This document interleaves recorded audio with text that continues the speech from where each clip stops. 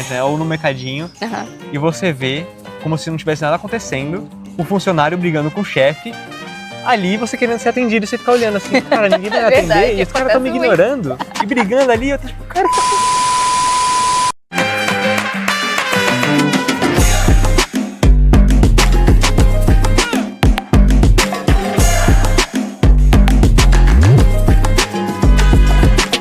Oi, povo do YouTube, tudo bem com vocês? Sejam bem-vindos a mais um vídeo neste canal. E no vídeo de hoje nós começamos um quadro diferente. Nós vamos começar um quadro de entrevistas com estudantes brasileiros que estão aqui em Portugal ou pela Europa estudando, profissionais liberais, profissionais que estão empregados, trabalhando em home office, enfim. O nosso intuito é trazer experiências diferentes e talvez algumas dessas entrevistas vão sanar aí algumas dúvidas que você tem para realizar o seu sonho de vir aqui para a Europa. Lembrando para você já deixar aqui o seu like, compartilhar com um amigo que tem interesse nesses assuntos. E agora vamos pro vídeo. O nosso convidado de hoje é do estado de São Paulo, ele tem 21 anos e é técnico em logística pela Escola Técnica de São Paulo. Ele também já trabalhou como analista de riscos de mercado e de risco regulatório. Atualmente ele estuda ciências atuariais pela FEA, Universidade de São Paulo, e no momento faz intercâmbio aqui em Portugal na ISEG pela Universidade de Lisboa. Felipe, seja bem-vindo ao canal, seja bem-vindo como o estreante deste quadro novo. Você trabalhou com análise de risco. Isso. Certo? Então certo. Você é especialista nisso. Especialista é muito forte, mas eu já tenho um pouquinho de experiência, né? Não sou cru. E eu gosto bastante da área, né? Risco é minha área de estudo na faculdade. Certo. E eu consegui um emprego na área também, né? Bem cedo. Mas a minha dúvida é, vir para Portugal foi um bom risco a correr? Acho que sim. Porque eu não pensava muito em fazer isso antes. Eu sou meio mão de vaca. Então, é uma parte complicada, Entendo. assim. Vou pro intercâmbio, eu tô bancando tudo. Na faculdade em si eu não tô bancando. Mas a minha estadia, a viagem, tudo fui eu. Então, realmente é aquela questão. Realmente vale a pena vir, né? E eu tô achando que sim. Talvez seja uma experiência diferente, né? Uma experiência que você conhece muitas culturas diferentes, pessoas diferentes. Eu acho que isso é importante, assim, para você abrir a cabeça um pouco. Certo.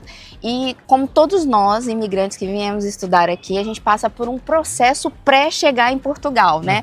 Que é a escolha do curso que a gente quer fazer, ver toda essa parte de documentação, escolher para que país a gente quer ir, que é muito importante, qual universidade a gente vai. Conta pra gente como é que foi essas escolhas, como foram essas decisões, como tudo aconteceu lá no Brasil antes de chegar em Portugal. Então, tem muita gente, né, que tem o sonho de fazer intercâmbio desde pequeno, tal, na escola, falava, quero fazer intercâmbio e tal. Eu não era essa pessoa. Assim, e também eu sou uma pessoa meio prática, assim, eu gosto de ver as coisas, possibilidades que eu acho que possam vir a acontecer. Mas a vida foi indo pro caminho que eu percebi um momento que, acho que consigo ir. E quando eu percebi que eu talvez conseguiria ir, eu falei, mano, agora eu vou atrás, né? Vou fazer porque eu acho que dá pra sair o intercâmbio. E na USP a gente tem muitos convênios com várias faculdades do mundo. Então a parte da faculdade em si, como tem o convênio, eu não vou pagar. O estudante da USP ele não paga a faculdade, né? Se você vai pela USP. Eu já estava estagiando e já tinha sido efetivado. Moro com meus pais, então eu consegui juntar um dinheiro. Ajudava em casa bem pouco, quase praticamente nada. Então quase todo o dinheiro que eu ganhava era pra mim. Então eu guardava tudo. E falei, acho que daqui a uns 2 aninhos eu consigo juntar uma grana boa e fazer o intercâmbio, né? Mesmo com um euro um pouco mais caro. Quando eu percebi que dava pra ir, eu falei, cara, eu acho que vale a pena. Tinha muita gente que eu conheço do mercado financeiro ali, que eu trabalho, que fala, não, todo mundo ali fez intercâmbio em alguma parte da vida, falava que era muito importante para a carreira, também por uma questão de cultural também, né, conhecer o mundo. Então começou a... Eu vi amigos meus indo, eu falei, floresceu, não foi uma coisa, floresceu. Não era um sonho desde sempre, mas floresceu dentro de você. Exatamente.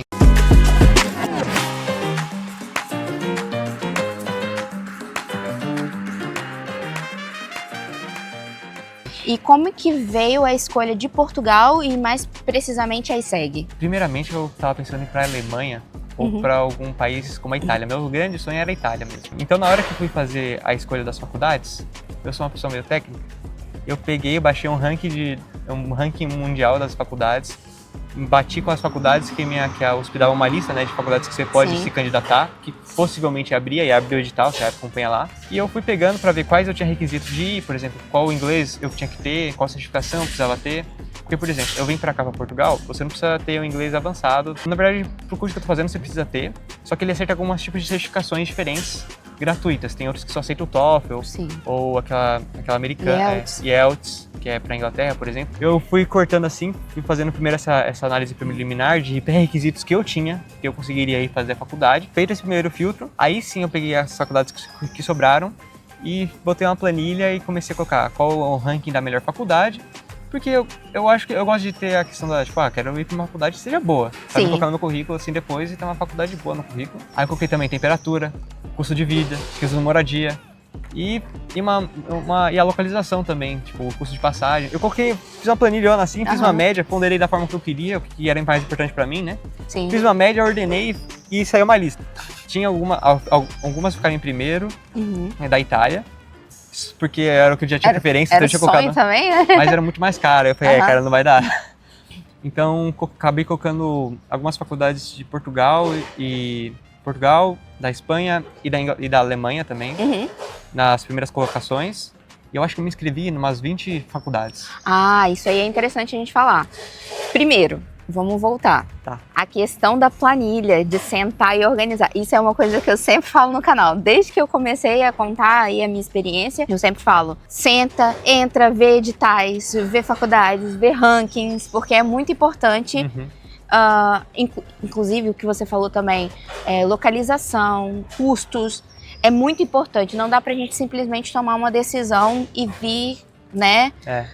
É preciso fazer essa análise e às vezes, eu não sei quanto tempo durou pra você esse tempo. Pra mim, por exemplo, eu acho que durou uns 3, 4 anos eu pesquisando e vendo, porque eu vim para fazer o mestrado. Então, durante a faculdade era uma coisa que eu pensava. Sim. Pra você, dura quanto tempo, mais ou menos?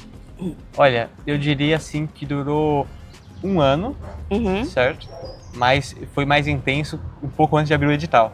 Quando abriu o edital, aí sim foi um momento que... Aí foi tipo um período de 1 mês, assim, que eu dava uma pesquisada e tal. Eu tava fazendo TCC também na época.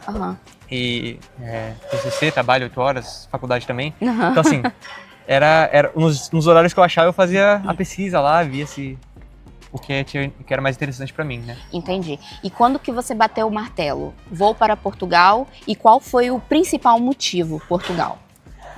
Sendo bem sincero, foi um amigo meu, que ele também se inscreveu pro edital, e ele virou, e eu tava na dúvida, né? Tava Portugal, Itália, Espanha, Alemanha, que eu também tava interessado. Aí meu amigo virou assim e falou, cara, tô indo pra Portugal, vamos comigo? Aí eu falei, não tá num ranking ruim, tem um custo-benefício ok, tipo, bora. Aí esse foi realmente o momento que eu decidi, fatídico. Mas isso já tinha feito a planilha, já tinha uma noção, né? Eu queria fazer só um adendo que, por exemplo, como eu fiz pela USP no edital, a faculdade que você vai depende da ordem que você coloca, então você pode se inscrever em várias faculdades. Ok. Então, eles vão sempre dar prioridade para a ordem que você colocar lá. Só que eles vão dar a prioridade para quem tem a maior nota. Por isso que é importante você ter, pelo menos quando você vai fazer um edital dessa forma, né? Não sei como é que funciona nas outras faculdades, pelo menos eu imagino que as públicas sejam assim. Você vai ter que priorizar e saber quais são as faculdades que para você é factível. Então eu sabia que, as primeiras 7 faculdades eu iria muito feliz. No caso, eu consegui ter uma boa nota na faculdade, então eu consegui pegar a minha primeira opção, que era aqui a ISEG de Portugal. Mas às vezes não é o caso. Nesses 2 meses que você está aqui em Portugal, quais foram as maiores diferenças, discrepâncias que você percebeu entre estudar no Brasil e estudar em Portugal? Acho que as maiores diferenças é o sistema de nota, que eu assustei um pouquinho, porque eu virei, quanto é que tem que passar? Aí o cara falou 10, eu falei, como assim 10? Pra passar tem que tirar 10? Eu falei, meu Deus, cara. Aí ele falou, não, porque é 20. Eu falei, agora eu entendi. A gente deu um sustinho. Tem Exato. E agora eu queria que você falasse um pouquinho desse modo de avaliação daqui, porque no mestrado, a gente só tem relatórios para poder entregar, a gente não tem prova. Pelo menos no mestrado científico. O mestrado prático, eu sei que existe provas também. Mas como é que funciona essa questão da licenciatura aqui? Como é que é o sistema de provas, trabalhos? O sistema de provas e trabalhos, eles não variam muito. Aqui, eu sei que tem um esquema que é o seguinte, se você está fazendo uma matéria aqui na licenciatura, você consegue tirar, por exemplo, dependendo da matéria, até 18, mas se você tirar 20, que é a nota máxima, você tem que ir bem em todas as provas e passar por uma prova extra, que é uma prova oral. Então ele tem esse diferencial que eu achei estranho, mas que é uma peculiaridade daqui.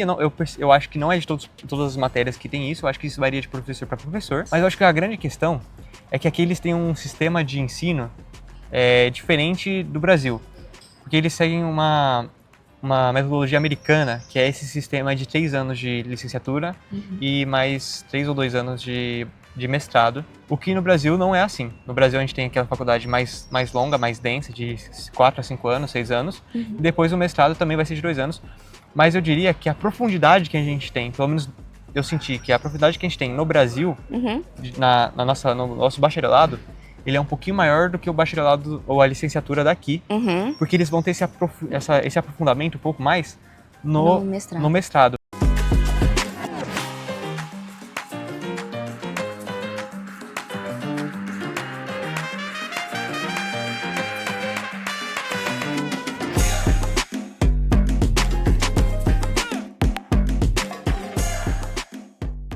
Agora a gente vai falar um pouquinho de custos. A gente sabe que intercâmbio é algo caro.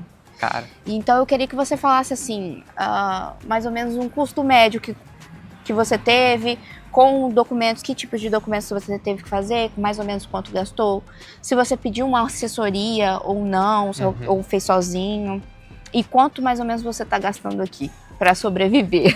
Eu não tive assessoria, tinha a opção, né?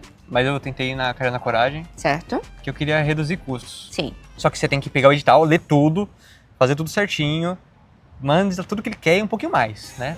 E o processo demora. O custo disso, dessa parte do visto, eu acho que ficaria por em torno de R$600, R$700. De passagem, eu paguei na média aí, se eu não me engano, R$3.000 nas passagens, tanto para vir. Depois mais 3 mil pra voltar. Eu tô arredondando aqui, né? Mas foi basicamente esse preço com a mala e tal. Aqui a estadia, em Lisboa, é um pouco mais caro. Sim. Tanto que eu acho que eu fiz uma pesquisa não tão boa. Porque se eu tivesse feito, eu acho que eu teria ido pra Porto, porque a estadia lá é mais barata. A moradia, né? Então esse é o meu maior custo aqui. Eu tô pagando na média de €550. É grana pra caramba pra gente que é brasileiro, assim, é realmente muito caro. E do pessoal que tá fazendo Erasmus, de que não conseguiu a residência universitária, eu sou um dos caras que tá pagando mais barato. Porque assim, a faculdade aqui da ISEG, ela tem centros universitários que elas são bem mais baratos. Então tem um amigo aqui que tá fazendo, que conseguiu a residência aqui, que ele tá pagando €250, que é muito mais barato, num quarto também, compartilhado com o pessoal da universidade, mas é um prédio da faculdade. Sim. A questão aqui, eu que vim fazer Erasmus durante 6 meses, eu não tenho direito a esse dormitório. Entendi. Ele veio aqui ficar 1 ano, então ele já é outro tipo de estudo, quem tem outra categoria, ele tem acesso a esse benefício. Para quem vier para Lisboa, se prepare porque tem um calção, então você tem que fazer a conta de todos os meses, mais um mês inteiro. Quando saiu o resultado, quais foram os primeiros passos que você deu? Foi entrar com pedido de visto. Ok. Porque aí eu tinha certeza para onde eu ia, qual local eu ia. E aí a primeira coisa foi procurar o que eu preciso fazer para ter o visto. E só o visto já vai te exigir moradia, passagem de volta, é verdade. Entendeu? Caixa da faculdade. Então ele vai te exigir se mexer. Então eu acho que ele é o motor principal, assim, é isso. E aí depois do visto, depois que tá tudo certo, aí o último passo, eu acho que é você criar roteiro de viagem. Isso passear. aí, tem que desfrutar também, né? Não então é só estudar. Eu acho que é esse o progresso, a progressão, né? E culturalmente falando, quais são as maiores diferenças entre Brasil e Portugal, na sua opinião? É tão parecido. Você acha muito parecido? Eu acho parecido, mas eu acho uma coisa que me chocou nas primeiras semanas, né, que eu tava aqui, foi a questão deles brigarem entre si nos locais, assim, eu fiquei tipo, cara, o que tá acontecendo aqui? Eu acho, assim, impensável você ir num estabelecimento, num restaurante, né, ou num mercadinho, e você vê, como se não tivesse nada acontecendo, o funcionário brigando com o chefe, ali você querendo ser atendido, e você fica olhando assim, cara, ninguém vai me atender, e os caras estão me ignorando, e brigando ali, eu tô tipo, cara, o que tá acontecendo, velho? E como tem sido a sua experiência de viver em Lisboa? Olha, tem sido muito tranquilo. São Paulo, né, é loucura, então vim pra cá, pô, paz terrível, né? Aham. Dá pra andar de boa na rua, tem bem menos lixo, é um ambiente mais seguro, você pode andar na rua um pouco mais tarde, mais tranquilo.